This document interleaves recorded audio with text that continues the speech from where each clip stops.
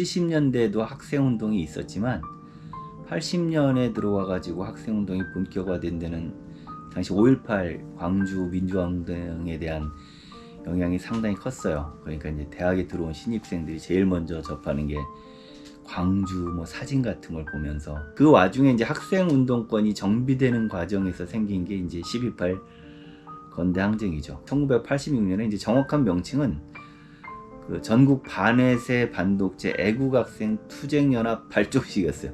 그러니까 굉장히 길지만 일종의 조직을 만드는 출범식을 건대에서 한 건데, 돌이켜보면은 일망타진이 된 거죠. 왜냐하면 이렇게 학생들이 모이는 걸 용인을 했고, 그리고 약 26개 대학 2,000여 명 정도 학생들이 모여서 발족식을 하고 이렇게 해산하는 게 프로그램인데, 경찰이 밀고 들어와서 강제 농성을 하게 됐죠. 그래서 10월 28일 당일날 학생들의 요구는 안전귀가 보장이었어요. 안전귀가를 보장하면 해산하겠다. 근데 경찰이 풀지 않고 다 연행을 하겠다. 이렇게 되니까 건대 이제 건물에 남아서 농성을 강제로 하게 된 거고, 그게 이제 총 3박 4일 66시간 50분 동안 건국대학교 5개 건물에서 농성을 했는데, 이제 준비가 안 되다 보니까 어려움이 많았죠. 그러면서 이제 결국 뭐 5개 건물에 뭐 정확한 숫자는 모르지만 약 한 1,500명 정도 이렇게 뭐 있었던 것 같은데, 농성을 하다가 이제 10월 31일 날 우리 건대의 상징이 황소잖아요. 그 황소라는 작전명으로 경찰이 투입돼서 전원 연행되고, 그 다음에 약 1,525명 정도가 연행돼가지고 1,288명 기록에 의한 그 정도가 구속됐으니까 단일 사건으로는 기네스북에 올라왔죠. 최대 구속자. 이렇게 해서 3박 4일의 점거 농성이었는데, 당시 이제 정부에서는 뭐라고 불렀냐면 그거를 공산혁명분자 점거난동 사건으로 이렇게 불렀어요. 공산혁명분자 건국대 점거난동 사건. 한겨울에 그 두꺼운 얼음장이 얼어버린 시냇물 아랫부분에는 그래도 졸졸졸졸 물이 흘러가는 것처럼 그런 식의 역사적인 흐름들은 지속되고 있었던 걸로 생각이 들어요. 그 결과 1987년 이제 86년도 상황, 87년도 상황 이렇게 이어지면서 6월 항쟁으로 연결이 된 것이고, 가장 최근에 촛불혁명에 이르기까지 민주주의를 향한 한국 국민들의 열망과 고통스러운 한 걸음 한 걸음 그 진보는 단 한순간도 멈춘 적이 없었다고 평가될 수 있어요. 촛불항쟁을 기록하고 싶었어요. 그래서 여기 그 100만 명이 넘던 그렇게 많은 수는 처음 봤어요. 그래가지고 앞에서부터 함성을 외쳐주세요 그랬는데 와 했거든? 안 끝나요. 와 했어. 이만큼 올라갔어. 와 이만큼 올라갔어. 그래서 내가 들어본 많은 사람들이 외치는 함성 소리 중에 가장 컸는데 여길 넘어버린 거야. 펑 소리가 났어. 그래가지고 눈물이 나더라고. 진짜 눈물이 나더라고. 그래서 그거를 그림으로 옮기고 싶어서 그 촛불 항쟁의 가장 선두에는 항상 유가족분들이 섰어요. 이거는 이제 12.8 당시 학생들이 학생회관 등 5개 건물에 있었는데, 거기다 낙서를 많이 해놨어요. 그냥 심심해서 한 게 아니라 뭔가 이렇게 기록을 남기기 위해서. 그래서 이제 하나만 좀 제가 읽어드리도록 할게요. 당시에 이제 학생들이 심리나 이런 걸 잘 보여주니까. 사회과학관, 지금의 이제 경영대학, 거기가 사회과학관이었는데 당시 이름이, 거기 이제 쓰여져 있는 벽서인데, 핏빛 어린 눈으로 허위와 기만에 찬 저들을 노려보며 형제인 정경들과의 의도하지 않은 싸움에 피눈물을 흘릴 것이다.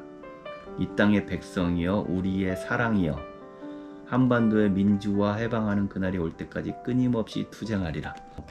백성이란 말은 좀 그러긴 한데, 이제 이런 심리가 당시 이제 학생들한테 좀 있었어요. 그러다 보니까 뭔가 좀 고생되고 하더라도 마치 일제시대 때 이렇게 독립운동을 한 독립열사들처럼 좀 약간 그런 식의 마음가짐이 좀 있었다라고 해야 될까?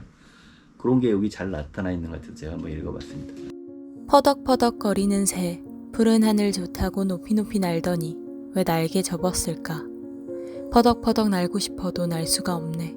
울고 싶어도 울 수가 없는 새야. 그때 당시에 언론 탄압을 얘기해주는 그런 공간인데요.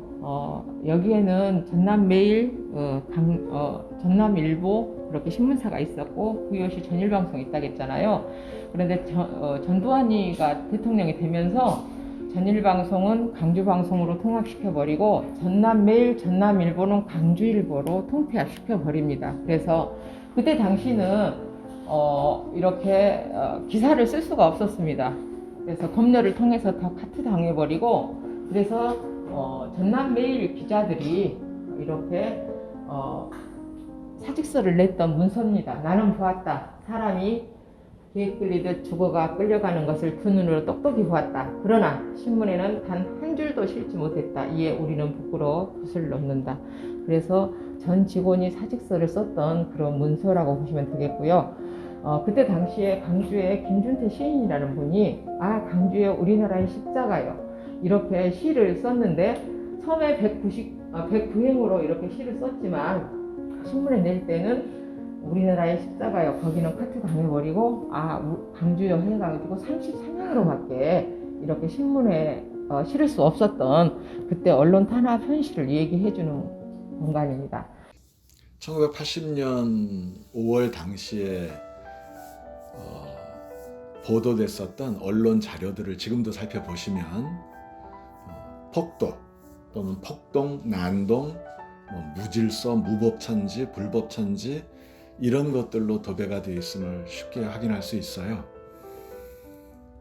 그런데 이제 그런 워딩이 누구의 관점에서 어떤 의도로 구사된 것인가 하는 것을 볼 필요가 있습니다. 5.18 당시를 폭동으로 규정한 것이 그게 역사적 규정이었었는가, 온당한 규정이었었는가 하는 것은 당시 시점으로 돌아가 봐도 광주 호남 지역의 그 당사자들 뿐만이 아니라 여타 지역에 있어서도 신군부가 군사적 만행을 감행하고 있다고 하는 것을 누구나 모를 수가 없었거든요. 그 폭력성 때문에도 그랬었고 모든 언론들을 이렇게 차단해 놓은 상태에서 관제 언론을 통해서만 정보들이 전달되고 있었던 상황이었기 때문에 그런 보도되는 내용들을 사실이라고 진실이라고 받아들이거나 믿는 사람들은 거의 없었습니다. 1961년 5.16 쿠데타 때도 마찬가지죠. 1961년 5월 16일 당시의 조간 석간 신문의 헤드라인을 보면은 군 쿠데타 발생이라고 되어 있어요. 그때는 언론이 완전히 장악이 안 돼서 그랬는가, 누가 봐도 국토 방위나 국민들의 수호를 위해서 존재해야 될 군인들이 정치적 목적을 가지고서 물리력을 동원했다는 것을, 그런 것을 쿠데타라고 하지 그것을 혁명이라고 하지는 않거든요. 그런데도 박정희 군부는 그것을 군사혁명이라고 치장하고 포장했었습니다. 1980년 당시에 신군부 세력도 마찬가지였었어요. 그러니까 5.18 민주화운동을 폭동이라고 규정하고 그렇게 호칭한 것은 당시의 신군부 세력이었을 뿐이지 당시를 살았었던 사람들 스스로가 그렇게 규정하고 그렇게 받아들였던 것은 아니에요.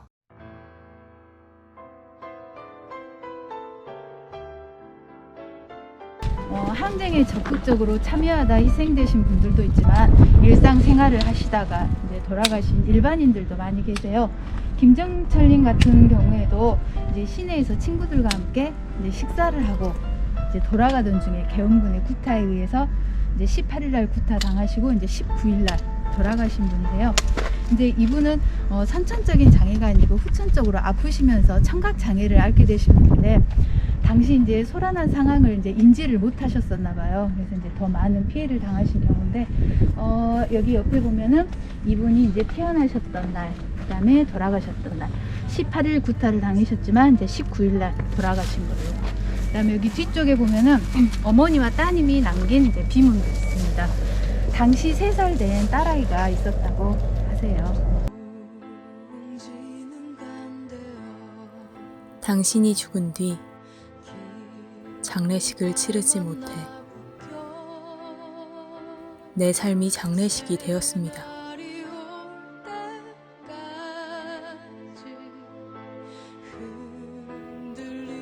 당신이 죽은 뒤 장례를 치르지 못해 당신을 보았던 내 눈이 사원이 되었습니다. 당신의 숨을 들이마신 허파가 사원이 되었습니다.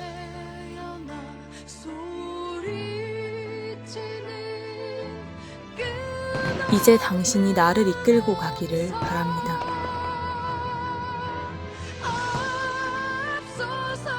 당신이 나를 밝은 쪽으로, 빛이 비치는 쪽으로,